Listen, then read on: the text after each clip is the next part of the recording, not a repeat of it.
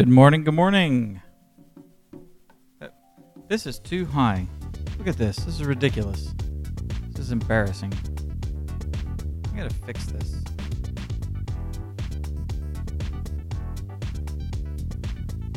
Like it's not like there's an optimal place for it, but there's no place to mount it at that optimal place. There we go. Alright. That's why you guys see me manipulating this stupid thing here and there, here and there, here and there. Okay, I'm going to get a couple things set up. Welcome, everybody. I hope you guys are all having a fantastic day.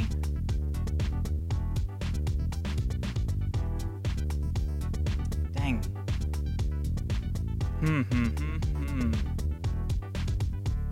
I need that to sit on top of the other. Wish I could flip-flop that. Wait, maybe I can.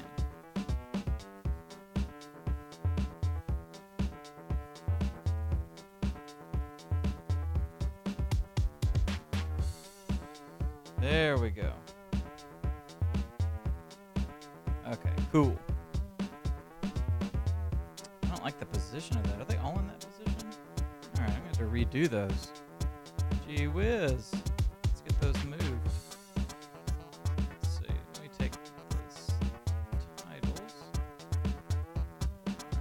There. And let's take the stills. There we go. Widen that out just a bit.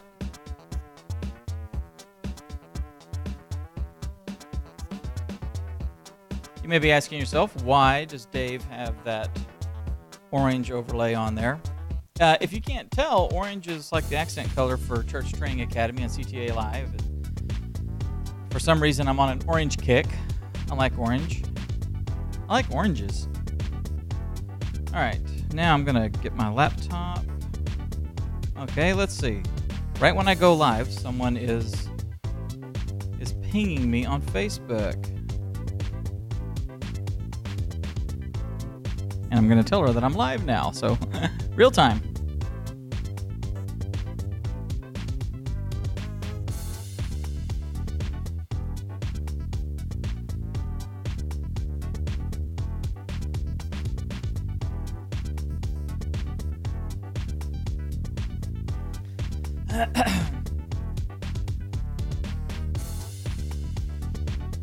All right.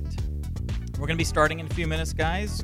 Got a little music playing while I get a few things done here. I'm making sure that we're live where I'm supposed to be live and I'm not where I'm not. Now that I'm doing 2 live shows each week, one for Church Training Academy and the other one is for the Entertainment Geeks, I want to make sure that I'm not like sending it to the wrong place and messing stuff up. Alright, so refresh that and I'll get into the chat with you guys. Bear with me here.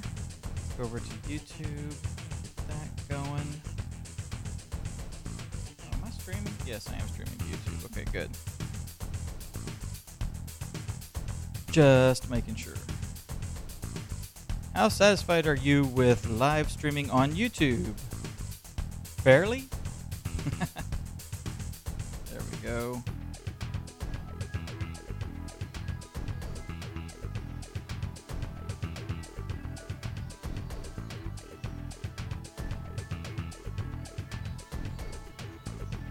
Okay. Oh, hey.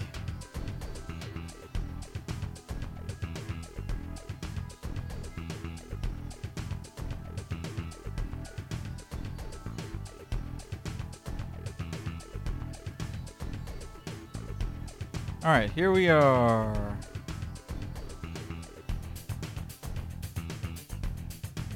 Hello, Jordan. Hello, hello, my fine friend.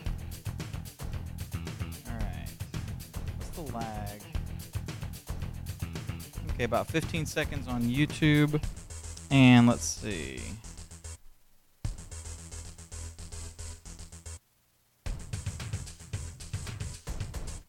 odd. It says I'm not live over there. Hang on.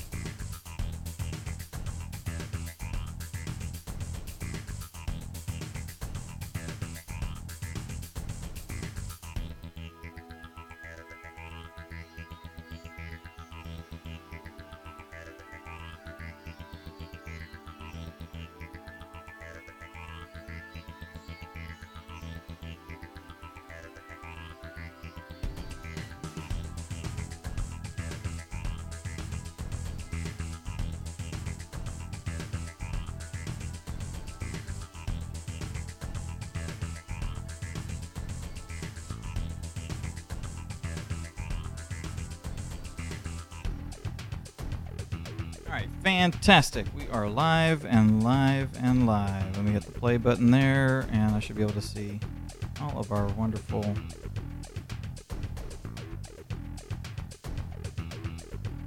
comments here. Let me refresh that. Hope you guys have all had a great week. What are we on, Thursday? It seems like such a different schedule this week because we had the holiday on Tuesday, and that kind of threw Monday off and all that. So I swear, I feel like right now is Tuesday. It's weird feeling, and I'm like, oh, it's Thursday, and I've got all this stuff I got to do, and I haven't done it yet. And holy cow, I'm the most not productive person on the planet. All right, let's see here. Toby Henshaw, what's up, Dave? Hello, Tobe. Hello, Toby. Hello, Toby. Joshua, let's see. I'm not sure how to pronounce your name. Abhinav? So is it Joshua Abhinav, or is it Abhinav Joshua? Is your last name first and your first name last? Anyway, I'm going to call you Joshua. I hope you don't mind. Is this OBS? This is not. This is my TriCaster that you're seeing, which is feeding the YouTube. And then I have a feed going out of my TriCaster. I've got a couple of auxiliary outputs that I've got one of them going into a PC sitting next to my TriCaster that has OBS running on it, and then that is what is feeding into Facebook. So I'm dual streaming, and I'm glad you're here. Thank you for joining us. Is this your first time to join me for CTA Live?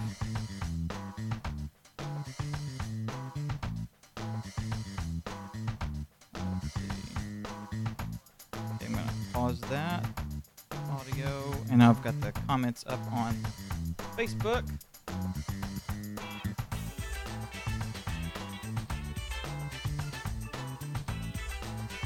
Okay, I can get all this optimized over here. I don't need that now. So I had a very eventful weekend. I know any of you guys follow me personally on Facebook or follow my wife, Catherine Curley. If you go to, let's see, if you do a search for Dave Curley on Facebook, you'll see me. You'll also see my public figure page, which is facebook.com/theDaveCurley.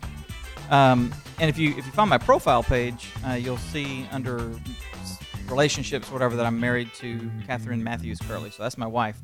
And if you follow her, she's been posting a lot this last week or so on the stuff that's been going on with us with my daughter. One of the things that you guys are going to find out about me is that I really have I have no problem sharing what's going on in my life. Okay, and neither does my wife and I. And we want to share, especially with the people that are praying for us and that are close with us and stuff. And we're not going to share every, dadgum sordid detail and all that. But the major things, we do have a daughter with special needs, my daughter Jana. And for those of you who don't know, let's see, am I on the right page? No, I need to go to the post page so I can see the comments. Sorry. There we go. All right. Oh, by the way, those of you that are on Facebook, I would love it if you guys would all please do me a favor and share this. If you just go to hit the little share button at the bottom there, then you can share it to your timeline or to a page or your public figure page or however you share things on Facebook. I would love it if y'all would do that. And if anybody wants to tweet it, that would be great as well. Would greatly appreciate it. Would love to get the numbers up in both of these. Both of these channels. I would love to have more and more people involved in the conversation during the show. Anyway, so my daughter Jaina was born without a corpus callosum. Now, the corpus callosum is a muscle that sits right in the center of your brain, in the hemispheres of your brain, in between the hemispheres of your brain. So think of it like this: you've got one side of the brain, the other side, and then sitting in the middle is her corpus callosum. And our corpus callosum, you, me, everybody, we've all got this, except for her. She doesn't. Most people that have a problem relating to the corpus callosum either has a partially developed or an underdeveloped one, like a small one, or one that's only like kind of halfway formed or something. And what it does is it allows the left and right sides of your brain to talk to each other. Here's a perfect example.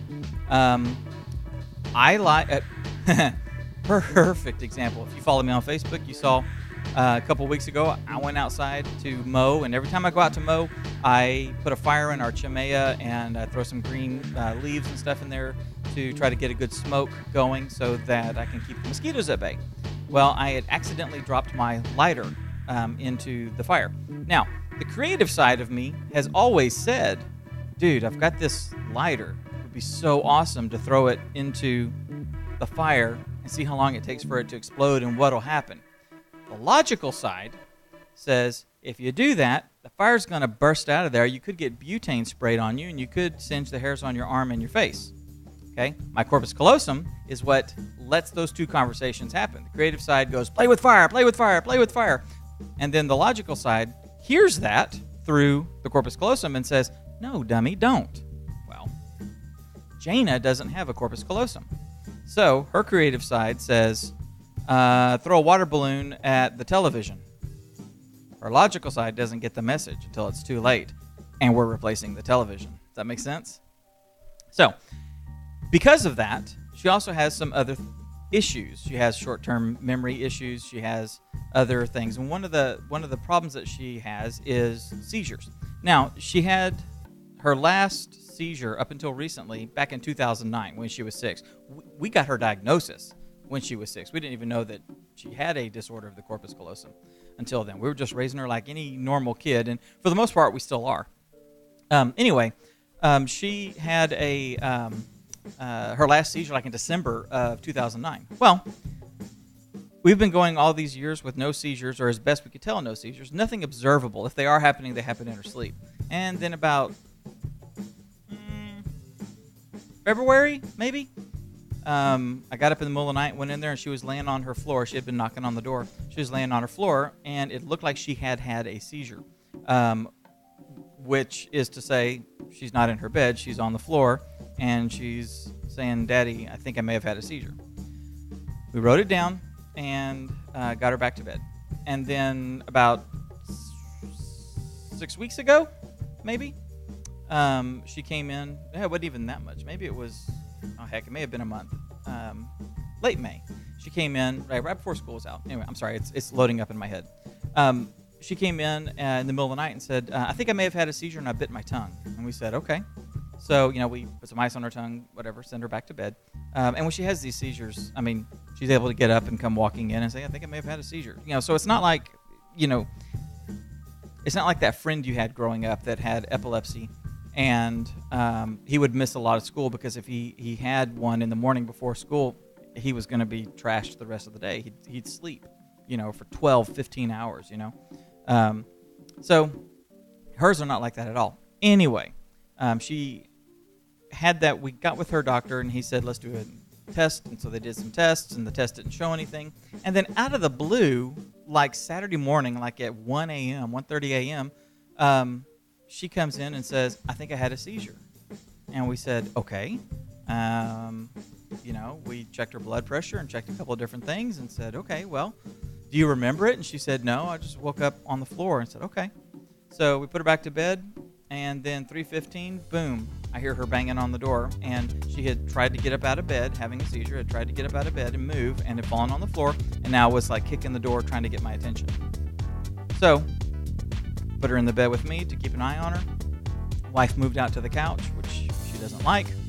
And then 5:15, she had another one. At that point, we said we're going to go to the ER. So we went to the ER, and then we spent until Monday not in the ER. We got admitted and stuff. But it's been a long weekend and a jacked up week. So anyway, I would appreciate you guys be praying for Jana. Those of you that are out there. Let's see. Yeah, I would appreciate it if you guys would be praying for her. We're trying to find out exactly what's going on with her seizures, why they've come back, what's changed, and then what we need to do to remedy it. So anyway, didn't really mean to start off by having a prayer request. Sorry, guys. Let's see here. If you are, let's see, I've got some comments in the chat. Let's see. There they are. Okay. Hello, Chris. Thank you. She says the new overlays look great. Thank you. And actually, Chris, who is a customer and a CTA member, her and her husband actually came and visited us in the hospital, which was really cool. What a huge blessing. That's what I like. That's the kind of people I want to work with. I'm going to tell you right now, if you guys are needing coaching and consulting and stuff with your church media and your podcasting and all that sort of stuff, things that are directly in my wheelhouse, and you want me to help you with that, I'm looking for the kind of people that are not just in it to take, okay, because I'm in it to give. I'm looking for people that want to actually kind of partner together, where I'm teaching you guys and helping you guys learn how to minister, and then in return, we build this mutually beneficial friendship, kind of like every friendship should be, where it's not just a professional relationship, it's also a personal, I care about you relationship. Those are the kind of customers I want. Those are the kind of clients I want. It's so much more beneficial when both of us are working to meet each other's goals and needs. And, I have the service, you have the need, I help you meet your needs, you end up in turn filling my needs and stuff. Symbiotic relationship. So I love that. Anyway, close parentheses there. Thank you, Toby. So Joshua says he likes dual streaming. I agree. I think it is cool. And yes, it's your first live session. He's from India. Well, hello in India. I have no idea what time it is over there. It's 11 a.m. in Texas time. What time is it over in India? I literally have no frame of reference. It's like, I guess, almost a parallel shot around the world. Maybe like 12 hours, 15 hours from us. Let's see here. Man, I'll tell you what, that lag on Facebook is a lot more than the lag over on YouTube. All right, here we go. We're going to get started here in about 2 seconds.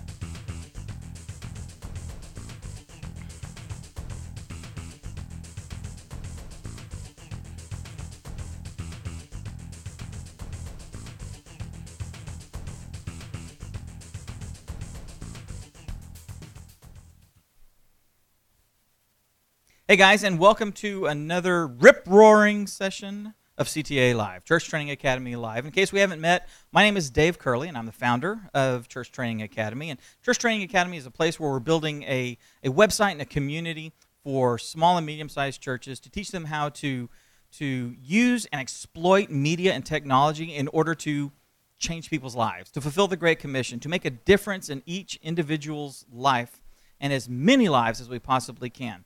And that is something I am extremely passionate about. I've been doing live streaming and media production, video production, social media. What else have I been doing? Web design, graphic design, marketing. Anyway, I've been doing all this stuff for 20 years, 25 years. And I'm losing track of time here. I started in video production in 1991 or officially doing it in 91 when I got to college, and we started producing a couple of live shows each week. We actually started doing television production like a week and a half before the school semester actually started. Really cool. Freshman year, I loved, hey, here's this $20,000 video camera. Go out and do the interview with the mayor. What? That was awesome. Anyway, so did that all through college, got out, went to work for Microsoft, and then went to work for Dell. And in between there, I was still doing some video production and doing a whole lot of photography and graphic arts and all that kind of stuff. And then the whole desktop video revolution started happening, and I mean, from the beginning, I was involved in that and trying to make use of that and do everything on the computer and as efficiently as possible. And boy, it was it was like pulling teeth sometimes trying to get some of these projects done. Boy, I got some more stories to tell you guys sometime about that. Anyway, in 2000, I left Dell and started doing my own production company full time, and then my largest client ended up hiring me on to do all the marketing and technical stuff. So I did all that. And then in 2008, I got back to doing production and marketing and video marketing and podcasting and live streaming and all that sort of stuff back in 2008. And since then, I have been in a constant state of production in one form or fashion pretty much every day since then. So I've had web shows and web live streams. I've done streams to, a few dozen to a few 100,000. And I heard the statistic. The last major show that I was doing was called Geek Beat, and I want to say that like our cumulative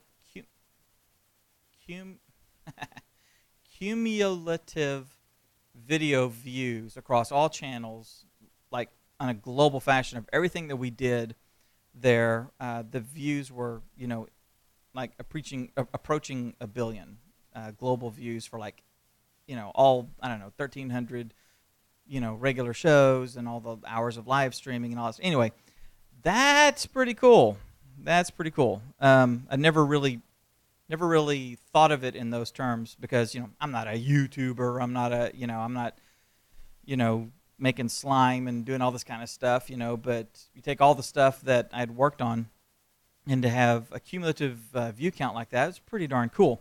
Anyway, since 2011, I have been wanting to focus on the church media market, small and medium-sized churches in particular, and teach them how to do all the stuff that I've been doing for the past 20 years. So many churches have limited budgets, or they have limited resources, limited skills, things like that. Excuse me, I'm just making an adjustment here to the thing. I'm producing this and engineering it as I'm hosting it. So if you see me looking away, it's because I'm checking dials and gauges and making sure that things don't explode. Anyway, because medium and small-sized churches make up about 80 to 85% of all the churches. I mean, you hear about these mega churches, and there's probably a mega church in the metropolitan area, at least one in the metropolitan area that you live in. However, for every one mega church, there's hundreds of churches that have 250 people, or 175, or 75. Those are the folks that I want to reach, because at least in my experience, when I visit those churches, when I meet those people, when I do hear one of their sermons, some of the most rich, in-depth, extremely God-ordained Bible study and teaching can come from these places that no one's ever heard of. So initially, I wanted to make sure that those people had the ability to get their message out and get it into not only the hands of their congregation, but their friends and relatives and other people and all. We're, for good or for bad, we're living in a global society to a degree. We're still localized, we're still regionalized, but we have access to the information from all over the place. I have a new friend in India. His name is Joshua. He is watching the show from India. I've never met Joshua, at least not to my knowledge. Joshua, have we met? I mean, I don't remember ever meeting you at a conference or anything. If we have, good to see you again. If we haven't, then that's a perfect example. He found this. He's following the show. Over time, we're going to get to know each other. That's huge. That's wonderful. So because of that, we can get the information out anywhere. I am a guy in my basement in a town in the middle of Texas, and I'm broadcasting this message, these things that I've learned. I'm broadcasting them to you over the internet all over the world. Definitely in India, apparently. I'm amazed that I have a lot of people that are reaching out to me from Africa. The only people from Africa that I know are a few people from South Africa that I've met over the years, and the Nigerian families that have moved to the Metroplex and are members at our church. Dude, yet I'm helping to teach churches in Africa. That's awesome. The same thing can happen with a small church. You've got some of the best Bible teaching in the world happening in your small town or in your church, and you can now make it available to anybody and everybody. So you could be having remote Bible studies where the pastor is, or the Bible study leader. It doesn't have to be the pastor. It could just be the guy that's leading the Wednesday night Bible study or the Tuesday night men's Bible study or whatever. More people than just the handful that come can participate in these because of the technologies that are being democratized, which means the power of broadcast and the power to control media is being taken away from, maybe not necessarily taken away, maybe the control is, but the iron grip is being taken away from the major players, from the big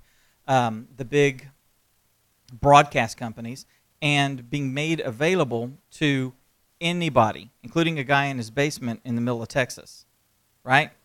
Including Toby Henshaw, who is our youth pastor for a small church of 650 people in the middle of Texas.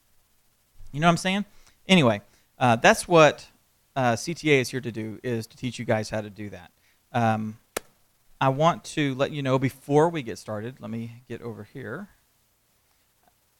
I need to make a quick adjustment, a very, very quick adjustment here. By the way, if you guys have any questions or anything that you need some clarification on, or you don't understand, or what have you, let me know, and I will answer your questions as we're going. The computer that I'm monitoring the feed from YouTube is also the one that's going to be holding my slides, so I will be jumping back and forth. The one that's on Facebook will be looked at a lot more frequently because it is like constantly up in front of me. Oh, hang on, there we go. Pause that audio. There we go. All right, and so if you guys would please also remember to share. Share on Facebook, share on, or tweet, whatever, on YouTube, and let everybody know that we're here. All right. If you guys have any questions or are wanting to get any of the notes or the links or anything like that to this episode, you can go to churchtrainingacademy.com/004 because this is episode 004 of CTA Live. And I will have links to hardware and software and services and things like that that are a part of that. I forgot to bring it up, but today's tip or tool or what have you. There we go. And I think I need to log in, so bear with me 2 seconds here while I log in. Have you guys been looking around and noticing on Facebook and Pinterest and other services? You guys know what a meme is? A meme is when somebody takes a picture and then puts some sort of a, pithy comment or a statement or some wording of some kind. Hang on, let me see if I can get this logged in. Are you going to log in? There you are. Okay. All right. So a meme is these pretty pictures or these silly pictures or GIFs or these videos that may have some words across the top and words across the bottom. You guys remember the, what is it called? The surprised groundhog? Surprised chipmunk? Astonished chipmunk? Anyway, it's that chipmunk that turns around kind of like that, and they play that bum, bum, bum music. Okay, that's a meme. That's one example of a meme. But there's all kinds of other ones that we're seeing all the time, like especially the inspirational ones where you have a picture with some scripture on it or something. I don't know if you guys are using those or if you're making those yourself, but I wanted to tell you about a really cool resource. Let me fade that. All right, a really cool resource that is called Spark. It's spark.adobe.com. It is from the folks over at Adobe. They're the ones that make Photoshop and the other Adobe products. And what they have is basically a series of templates and a little engine that allow you to easily make these pictures. You're able to choose a picture or upload a picture that you have, and they have a library that kind of goes out to the net and finds a whole bunch of stock photography that people have licensed into Creative Commons for use for things like that. They've either said, no copyright whatsoever, or they've said you can have a copyright or you can use it copyright free. So they tap into that resource, and with it, you're able to put together a nice piece of art, basically, that you can post. And that's one of the things that we're going to be talking about today is how to extend beyond the live event on Sundays, how to extend beyond the stream, and what to do with the content once you've created it, how to make the most of it. And one of the ways that you can do that is by using something like Adobe Spark, where you could take a still image of your pastor, or you could take a picture of a mountain or something like that, and then maybe overlay a quote that your pastor has said. You can do that using Adobe Spark. Let me see. I want to try to make one for you guys real quick here. Let's see here.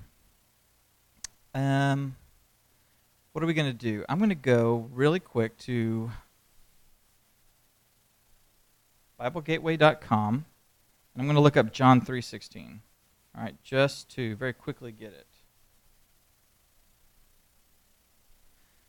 So we're going to find John 3:16, and I'm going to copy this text. Okay? Now, I'm going to go over to Adobe Spark. Remember, spark.adobe.com, and I'm going to click on the plus sign, and I'm going to make a post.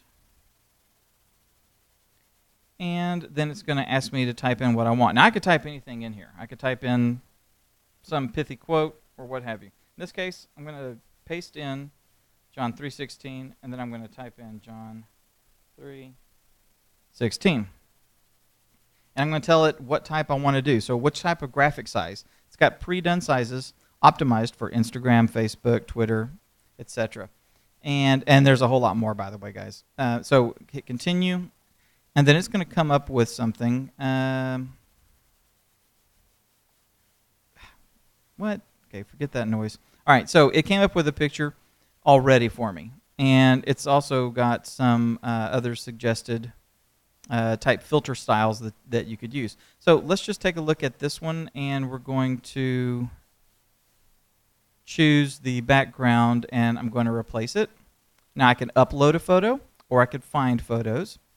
What's cool is because it is part of the Adobe Creative Cloud system.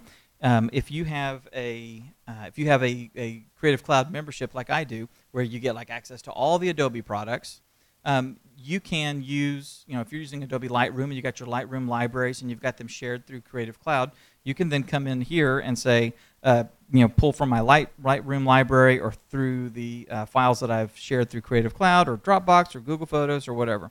In our case, we're just going to do a find photo, and I'm going to do search for Earth. And let's see what we got here. Find some really cool picture.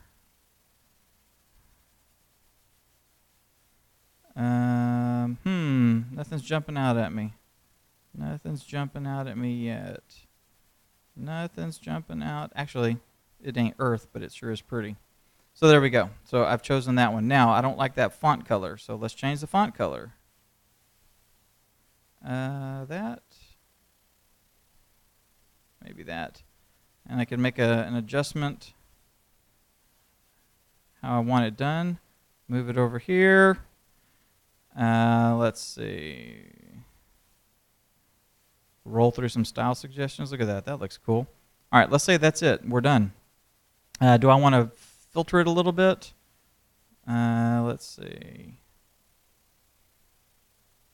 Yeah, that's it. That's what we're going to go with. And then at that point, we hit share. And it's going to save it. We can put in whatever we want. We can share it publicly, or we could simply download it. And that's what I like to do. I like to download it and then turn around and upload it to Facebook or Instagram or what have you. On iOS, there's a device. On iOS devices, there is an app that is really easy to use. So you can do it straight from your phone. You can do it from your tablet. If you are on Android, last time I checked, they had not released an Android app yet for Spark. However, you can go to the website and do it all from there. So if you have an Android tablet or an Android phone, you can do it from there. Anyway, it's really cool. That's Adobe Spark. Spark.adobe.com. There's a link below. That is your tip, your tool of the week. That's what we'll call it. Tool of the week. That's what this segment is going to be called. So I hope that's helpful for you guys. Now, let's get into today's topic. Today's topic, it's like the password is, today's topic is about what to do with the stream when you're done. The stream is the beginning of the entire thing, not the end. That's a mindset that I want you to get into your head, okay?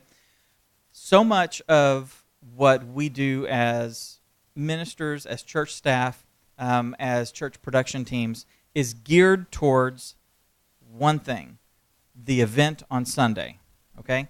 That is what the focus is. Right now, my pastor is in his study at our church working on the sermon for Sunday, okay? Earlier in the week, he was making hospital visits. I know that because we were one of them. He's also having lunch with people and getting to know people and you know, I don't know, playing golf with people and stuff and building relationships, right? But what he's doing is gearing everything towards what's going to be happening. Toby, who is in the chat room over on YouTube, our worship pastor, he is getting things prepared for Sunday morning, for youth Bible study, for the church service. The kids minister is getting things ready for Sunday morning. Everything we do always has this focus on the 2 hours, the 2.5 hours of Sunday morning between about 9 a.m., 3 hours, and 12 or 12:30. Then if your church has an evening service, you're also focused on what's going on and what's needed to prepare for the evening service, right?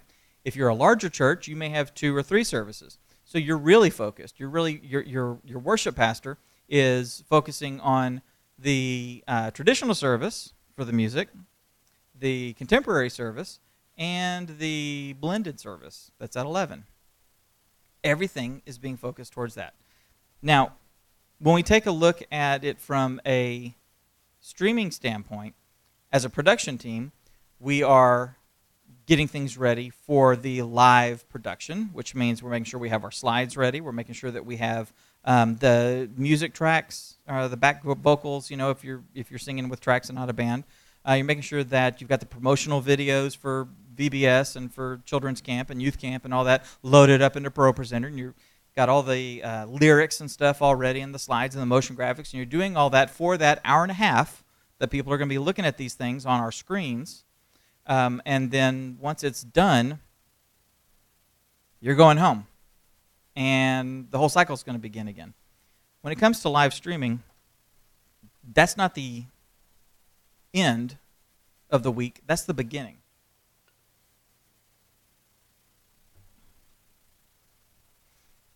The live event is the start of the conversation. We're having a conversation with these people. The pastor is beginning a series of thoughts that he's sharing with the people. Okay? He's sharing the word. He's praying. He's going over the 5 points that he has.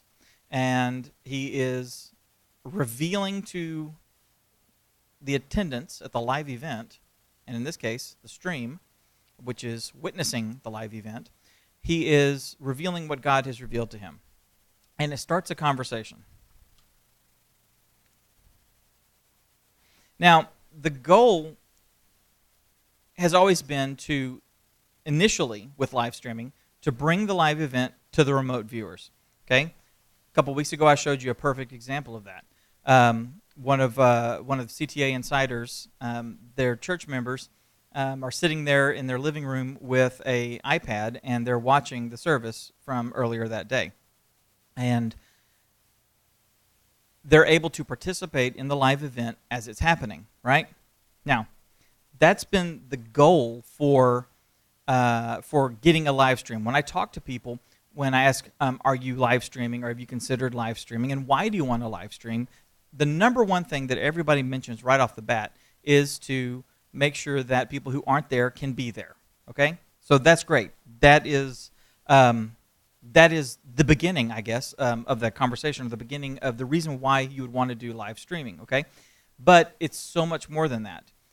The next step is basically, once the stream is over, you then want to reinforce everything that was done in the live stream until you get to the next event, okay? If you've been watching me for the last few weeks here, I've been taking you down this little journey of live streaming. We've been focusing a lot on live streaming, and over time we'll focus on podcasting, and over time we'll focus on, publishing, physically publishing, or ebook publishing, or email marketing. I mean, we're gonna hit all this stuff. But right now we're working on live streaming, and I've been taking you down this path of why you would want to live stream and what you can do with it, and is it really worth it to live stream? Is it worth putting the time in? The different ways to live stream. You guys remember last week we were talking about the different modes of live streaming. Oops, I need to fix that. Oh, I hate when that happens. Let's see here. Whoop, there we are. The different modes of live streaming. Remember, we talked about doing the selfie mode. We talked about indie mode. We talked about desktop mode, and we talked about broadcast mode. We talked about the different ways you would use it, and why you would use this one versus this one. How you would use at any given time throughout the week. You would use selfie mode to sort of continue a conversation or bring people in behind the scenes, things like that, right? I've been taking you on this journey. We've been having this conversation about live streaming for the past several weeks, and everything has been put together to kind of reinforce and extend what you learned from last week, right? Same thing with your services. When you start a conversation about whatever the topic is, at our church it's on joy. We've been going over joy for 3 or 4 weeks. So when you're talking about joy, then the natural extension would be to, in the week, to maybe share some testimonies. Whether you're live streaming them, or whether people are, whether the pastor just goes onto Facebook and says, show me some examples of just uncontrollable joy, or ways that the Lord has brought uncontrollable joy into your life in the last 6 months. And then people can start relating stories. He's continuing the conversation that was started on Sunday, okay? Now, you can do that by using services and tools like Instagram and Twitter and YouTube and your email newsletter, Facebook, things like that, okay? There's a whole bunch of different methods, I guess, that you could use to do that. And here's a couple of ideas. You could take your service and take one of the really poignant points that the pastor has made up,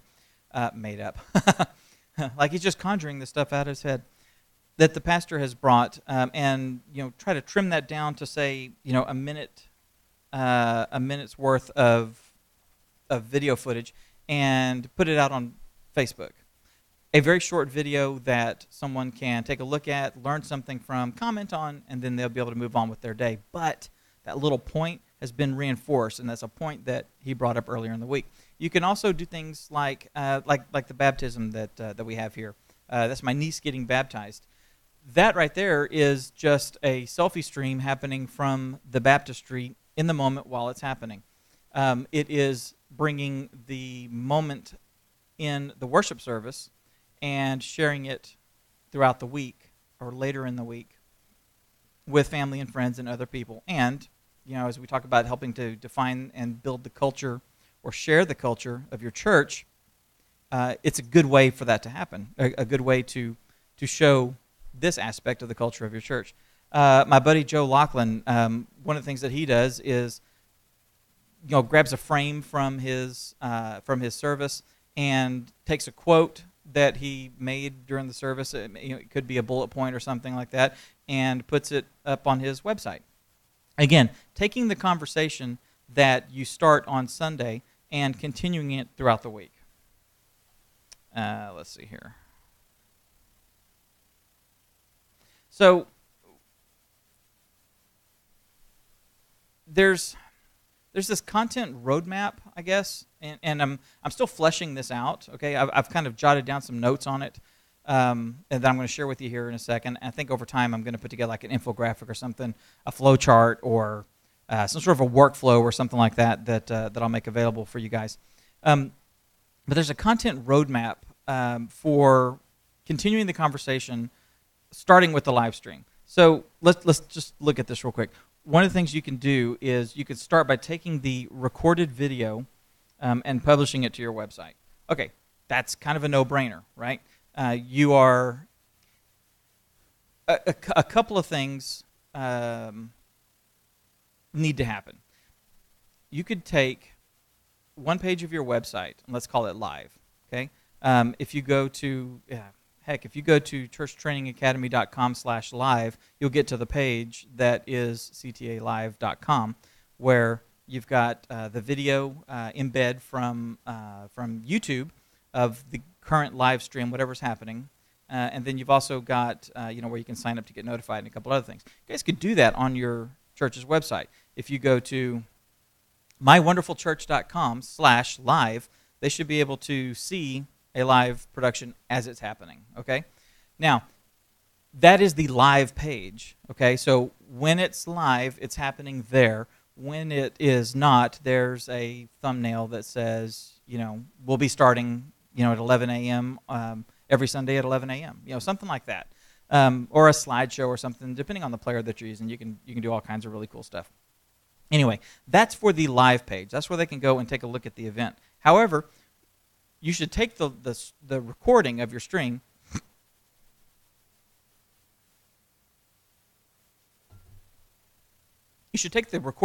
of your service.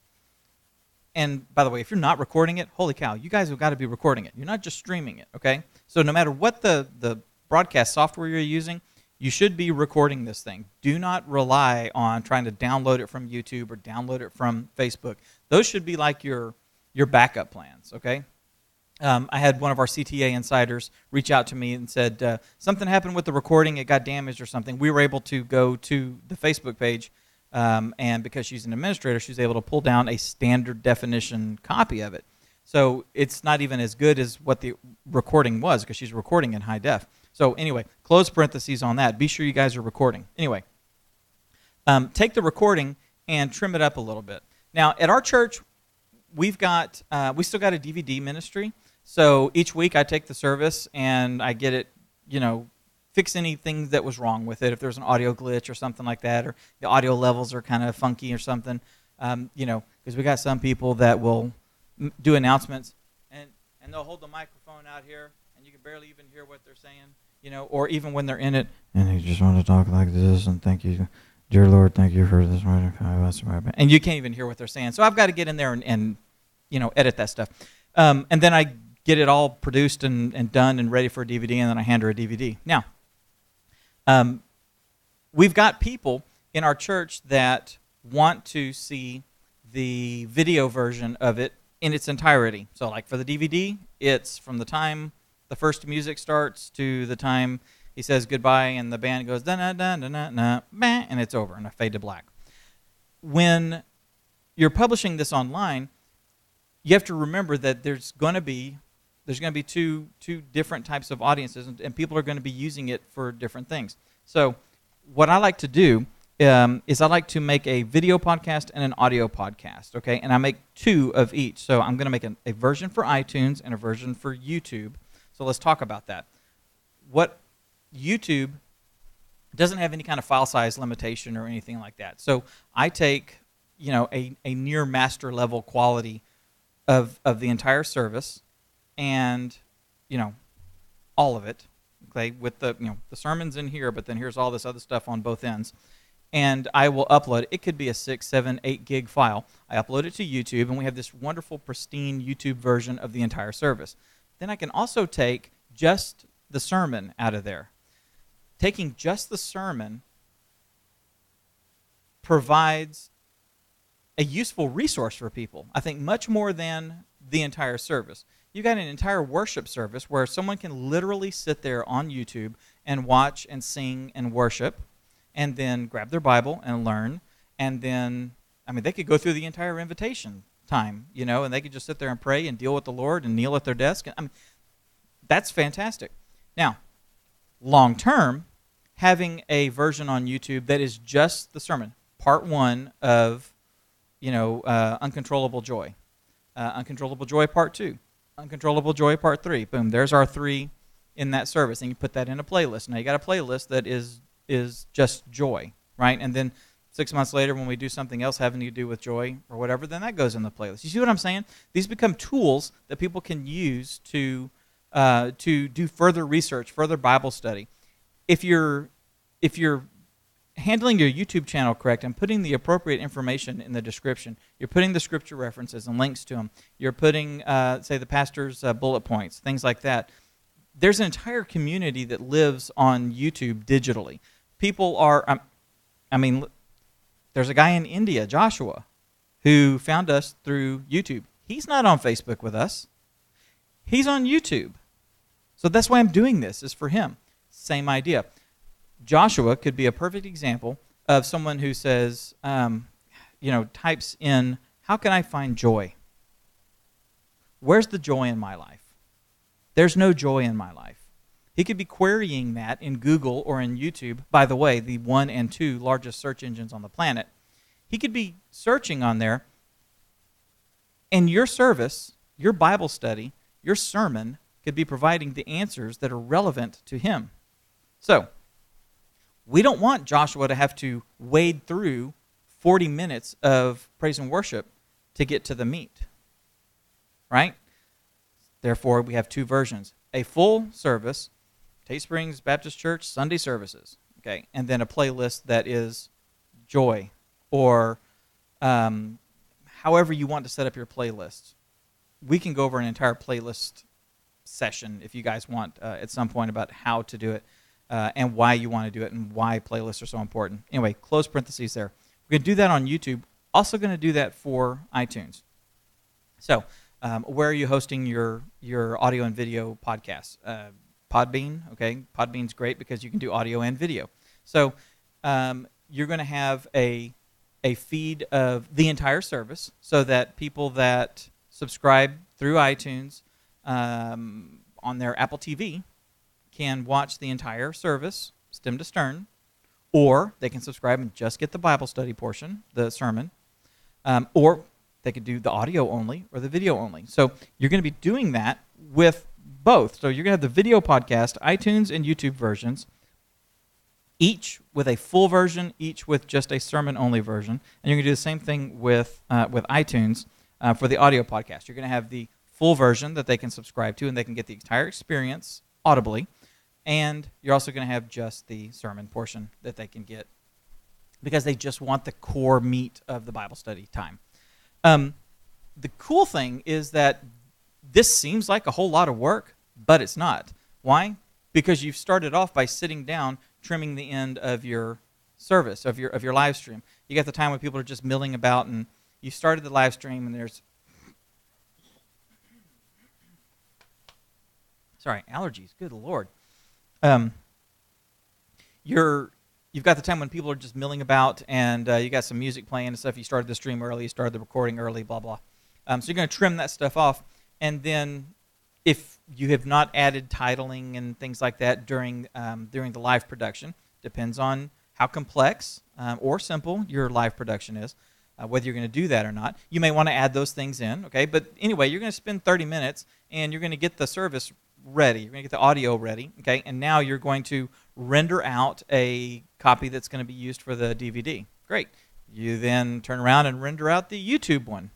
And then you're going to go in and render out the audio for the for the full length one, and you're going to render out a version that is, say, 720p and 1 megabit or something, so you can get like a 500 meg file and not some gigantic thing you want them to suck down to their phone or their iPod, and that's what's going to go to iTunes or to your podcasting, your video podcasting service. Then you're going to do the same thing with the audio. You're going to just flailing my arms here. It's like I'm an Italian mother. Okay, you're going to render out just the audio of the entire service, and then you're going to render out just the sermon. And you can like literally just cut right there and do a fast fade. I mean, it's really easy. It takes the 30 minutes that you've spent getting everything prepped for the one version that you're going to do, another 5 minutes, and now you've got all these other versions that you're stacked in and rendering out and ready to go. So that is just the publishing part of taking the live stream and making it more accessible and usable to everybody in whatever form or fashion that they want to consume this at. Now, let's talk about continuing the conversation throughout the week. You can do that by, like I said, you could take some 1-minute clips. If you've got the service has like 4 points, each one of those bullet points, when he makes that bullet point, go to that portion in your service and trim that out. Now, my goal is always to keep these at like 1 minute, maybe 2 at the most. I have to look at, or maybe it was a minute and a half. I think Instagram has like a minute and a half limit. I can't remember. Anyway, but whatever the maximum is for Instagram, that's what I want to be the maximum here. So if it's a minute and a half, 90 seconds on Instagram for an uploaded video, then that's what I want. Anyway, the idea is to have these little chunks, and you may need to do some editing to trim it down and get it a little bit more, a little more nippy and fast, and get it compressed into that 1 minute to 1.5 minute time frame. Format it accordingly, so it's going to be like a square. It's not going to be horizontal video. Don't even get me started. I have been rallying against vertical video and square video and all that for years because I've been thinking in terms of proper, perfect production. But that's not the case anymore. You got to be thinking about the medium that you're on and where people are going to be consuming it. So on Facebook and on Instagram, what are people doing? They're standing there holding their... Where'd my phone go? They're standing there holding the phone, taking a look at it.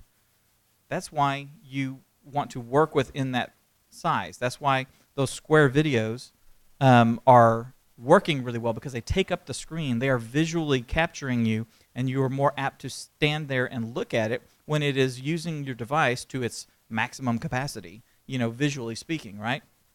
Same thing with Instagram. So that's why you're going to do it. That's why I had that video. Let me go back.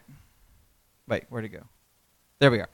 That video right there on the left, that's a square video that is optimized to work in the Facebook stream and the Instagram stream to make as much visual impact as possible. So the idea is take each of those 4 bullet points, and Monday one of the points gets dropped. Okay, try to get a little conversation on Facebook going around that point. Do it on Tuesday, do it on Wednesday, do it on Thursday. You're continuing the conversation. You're reinforcing what you went over on Sunday and keeping it front of mind and continuing that conversation. Now, at some point in the week, what you may want to do is around Wednesday or Thursday, your pastor could come do like a selfie live stream and say, last week we talked about 1, 2, 3, and 4. This week we're going to be talking about 5, 6, 7, and 8. And I want to get your thoughts on that.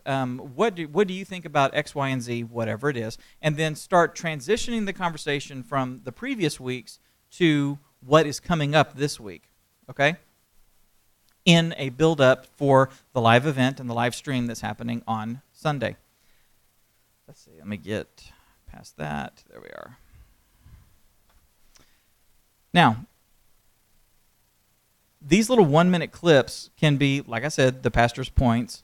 They can also be little clips that happen through the church service. There we are. They can be clips that happen during the church service. They can be, little funny things. If you've got, at our church we had a little contest where each Sunday school department was tasked with trying to get the most numbers for each week for 4 consecutive weeks or something, and each of the staff members was assigned to, these 4 belong to you, these 4 belong to you, these 4 belong to you, and whoever had the, whoever came in second. So you got the person that won that had, his little cluster had the most overall growth over 4 weeks. The person that came in second got a whole bunch of pies. So our pastor had to stand there on the stage, on the plastic, stand there and let the little children come by and give them a pie in the face. That video was perfect. That's a perfect thing to help showcase the culture of your church. So all these things kind of work hand in hand to help people experience your church and grow in their in the journey that they're going and growing that is happening from week to week. Okay, that is what I'm talking about when I talk about a content roadmap and how to maximize the usage of that 2.5 hour stream or hour and a half or however long your church service is stream video that you've recorded. How to take that and maximize it. You're not necessarily creating a whole bunch of extra content. You're not going around shooting a whole lot more stuff. You're just more wisely using and exploiting the content that's inside, that hour and a half time. Anyway, I hope this, guys, has been really helpful for y'all. I'm going to jump over and check the comments real quick and just see if anybody has any questions over on YouTube. And if not, let's see.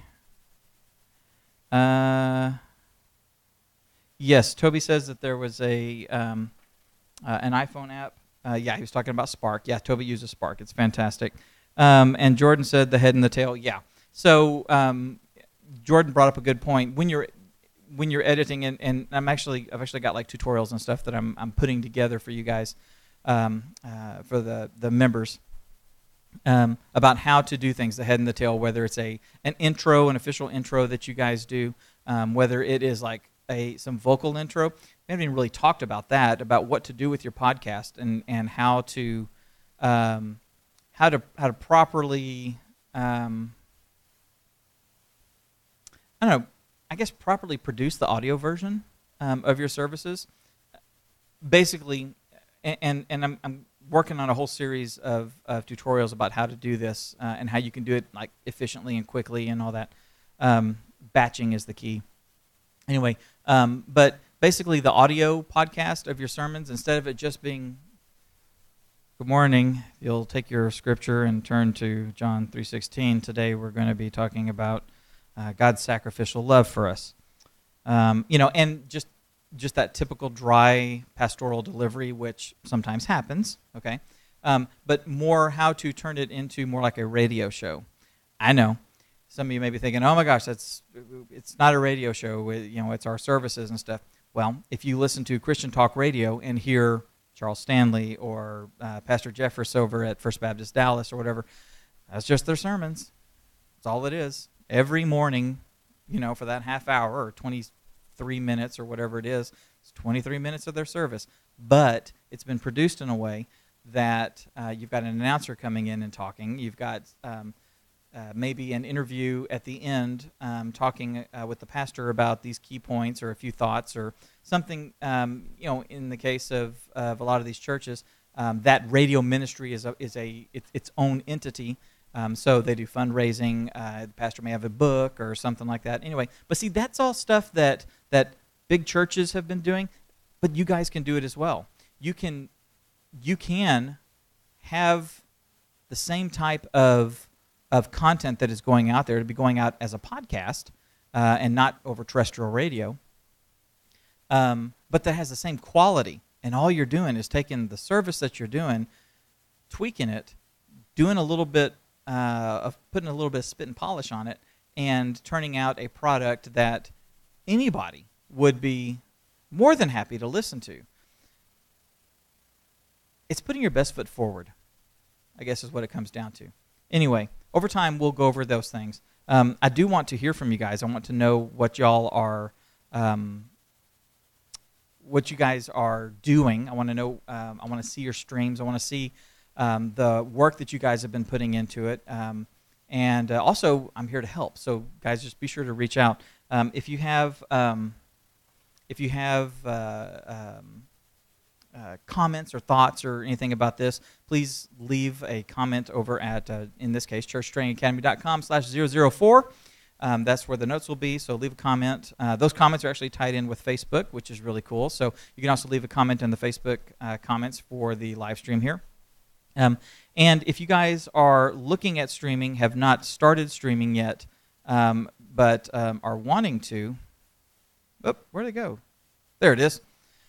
If you guys are looking at streaming, wanting to stream, not sure where to start, if it seems like it's a daunting task or like this giant wall that you're trying to scale but you don't know how to scale it, then go get the free guide, easychurchstreaming.com, and you'll see what kind of get an overview of what can be done and how you can do it. We go over the 4 modes of live streaming in there, and then we also talk about some examples and ways to tie these things together. Actually, I mean, there's some tips in there about how you can like start right now, especially with like streamy, selfie or indie modes. You've got your phone, so you guys can actually start adding live streaming to your ministry today. So go to easychurchstreaming.com, grab that free guide, and I hope it'll be a blessing to you. Thank you guys so much for watching.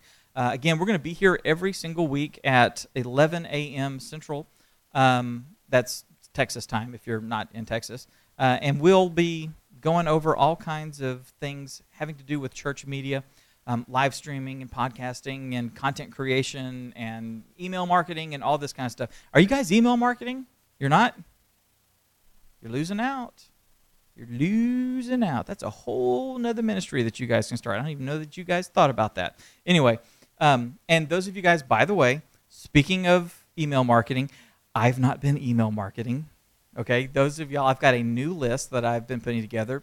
The live streaming guide actually adds your name and email address to that list. I'm getting some things prepared to start rolling out for you guys. I will begin emailing y'all on a regular basis with all kinds of free tips and tricks and just good content that you can hopefully put to use like very quickly to up the level of quality that you guys are putting out, as well as broaden the reach of your church's ministries. So, thank you guys so much for watching. Have an absolutely blessed week. And if you guys need anything, be sure to reach out. I'm over on Facebook, and you can reach out through the Church Training Academy page as well. Thank you guys. Have a blessed week.